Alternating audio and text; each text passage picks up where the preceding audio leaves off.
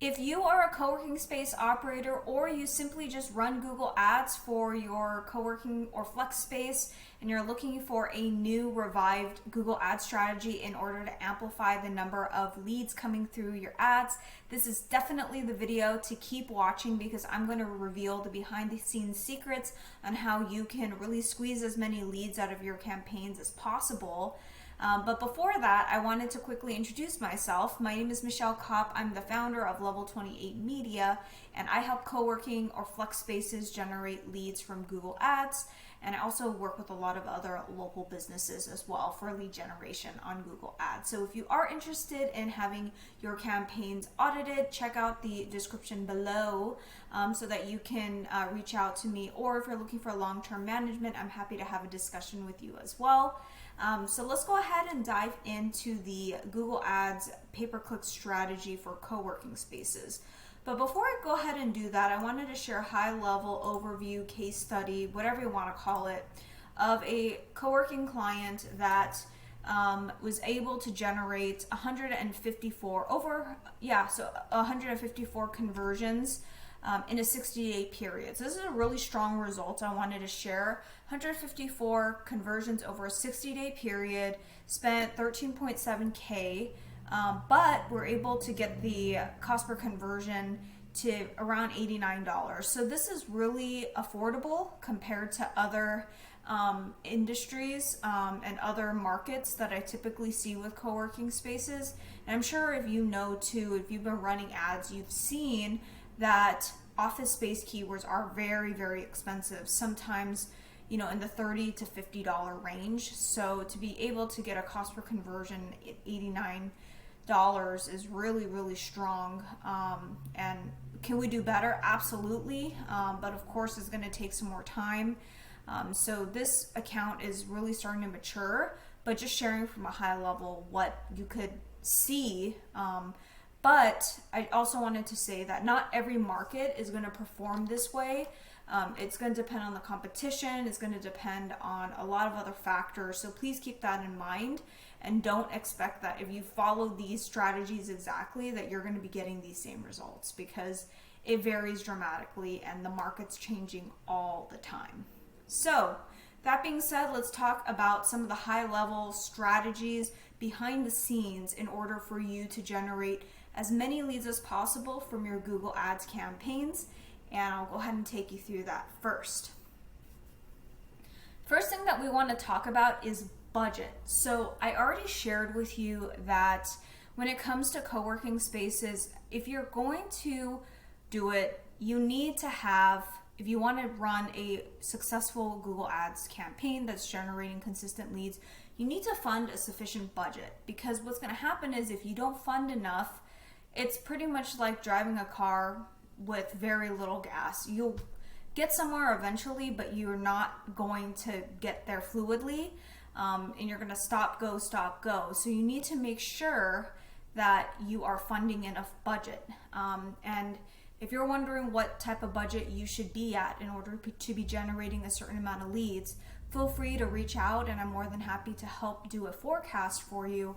But also know that in some markets, it can be very expensive, especially for office space keywords and co-working space keywords. So please keep that in mind as you're doing your research and trying to determine a budget. You need to have a sufficient budget in order to be running any type of ad campaign. Secondly, let's talk about audience. Who are we trying to attract to our co-working space? Typically what we see, because I've done work for other co-working spaces before doing lead generation. So what I'll see is typically the people we're trying to attract are professionals, age 24 to 55. A lot of times they're employees of companies, freelancers, or even business owners. Middle to higher household income, typically they're paying out of pocket or their company is reimbursing them for a co-working space. And a lot of them are not willing to drive more than 10 to 15 miles. So you really want to build your strategy more around a local approach and geo-fenced approach, which means that you will want to do more radius targeting instead of just like city targeting. So maybe start out with like 10 miles around your area and then potentially open up to like 15, 20, 25, just depending on, you know, how far people in your area are willing to drive. But from my experience in running co-working space Google Ads campaigns, typically the sweet spot is around 10 to 15. Don't really see people driving that far for a co-working space. Next up, let's talk about campaign types. So I recommend a couple different campaign types. Number one is brand. So brand is going after your own branded keywords, and then we have a couple others. We have 4 other non-branded types of campaigns: co-working, offices, meeting rooms, virtual office. Of course, it just depends on the types of services that you offer, but these are the main ones. Typically, a lot of people these days, they're becoming more familiar with co-working, especially like the younger folks, older people too, but still keep in mind that people may find you for co-working through office-related keywords.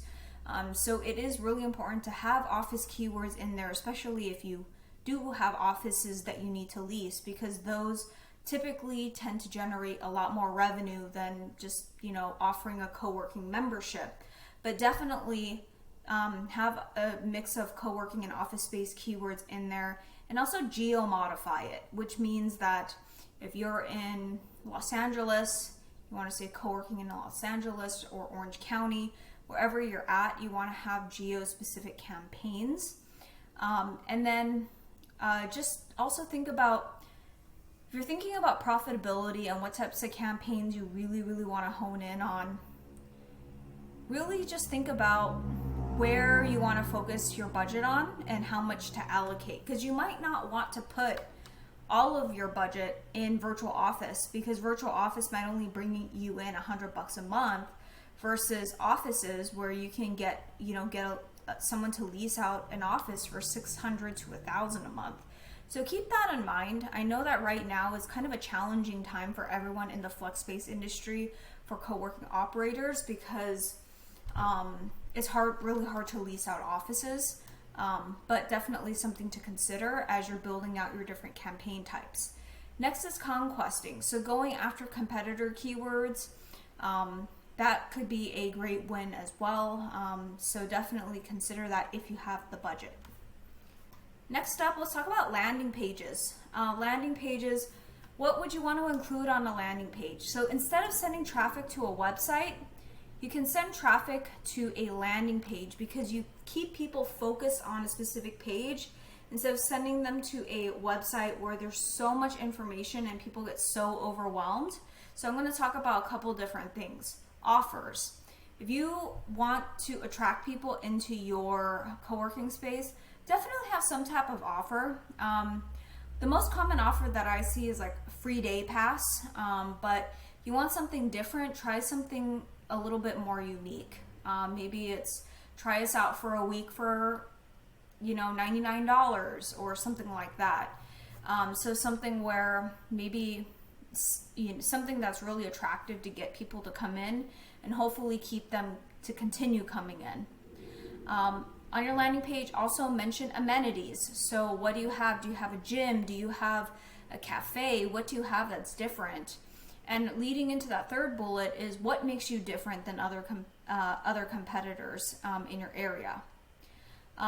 Something controversial is including pricing on your landing page. I think that there's always just this tug of war between quantity and quality of leads with marketing and sales. So really, if you want to get more quantity, then remove the pricing. But if you want more quality, then put the pricing there. That's all I have to say on that topic. Test it out, see if it works for you. Next up is imagery and virtual tour. People need to know what they're getting themselves into, especially when it comes to an office space or a co-working space, like a place where they're going to work. So having real life pictures, not just stock photos, but real pictures of your actual workspace area is going to be really important. And then also showcasing the community. People join co-working spaces for the community. So definitely make sure that you are putting in and showcasing pictures of the community. Do you have events? Do you have networking opportunities? Do you host conferences? I don't know. I'm just throwing that out there, but definitely include that if you have something unique to offer. Next up, let's talk about CTAs, or calls to action. So these are the most common calls to actions that I see you can include on your landing page or your specific ads. Call now, book a tour, get more info, get a quote, get a free day pass. I think to ask someone to book a tour might be a little bit too much of an ask, especially if someone's only ever heard of your brand like one time. But maybe you can keep it high level to like call now or get a quote or get a free day pass. But test it out, see if it works for you. In one of the co-working space campaigns that I've audited, I saw that their marketing manager was using book a tour, but they weren't getting many people booking. And I told them that I think the reason why is because I think it's too big of an ask. Because people, if they've never heard of you, to ask them to come in right away might kind of be too much. So just keep that in mind. Next up, for devices, I would keep it to mobile and desktop. Tablet, people on tablet probably are not going to be as serious as mobile and desktop, and I would say mobile typically is a dominant winner here, so just keep that in mind as you're testing out and setting up your campaigns. And then finally, let's talk about the winning ad copy. What does winning ad copy look like for co-working spaces? Well, number one is they use, and I found this just from my own research, but they use imagery, of course, of their co-working space. And then they also have offers. So for WeWork, price match guarantee, get up to 3 months free. I know WeWork is kind of in some trouble right now. So in terms of offers, they're probably kind of giving away the kitchen sink and more to just try to get people to come in. But having offers, notice here with Second Home, they're using, they're showing off that they have day passes.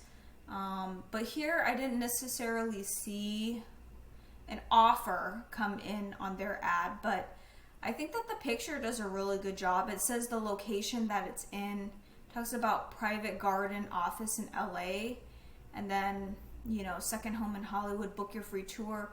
So this one is asking you to book a free tour as a call to action. Again, I think it might be a little bit much, but I would be very curious to see what their data actually looks like. I think between the two ads, I think the WeWork ad is the winner because it has a strong offer and it's just a lot more appealing in my opinion. But yeah, they're using logo extensions, business name extensions, or the business name and the logo. Empowering tomorrow's world at work, get the workspace you need. They're using site link extensions. So keep that in mind as you're building your ads out. I already talked about some of the different things that you'd want to look at in terms of calls to actions and the ads. So definitely, keep that in mind. And if you are looking to have your ads reviewed or managed, feel free to reach out. I'm more than happy to have a discussion with you.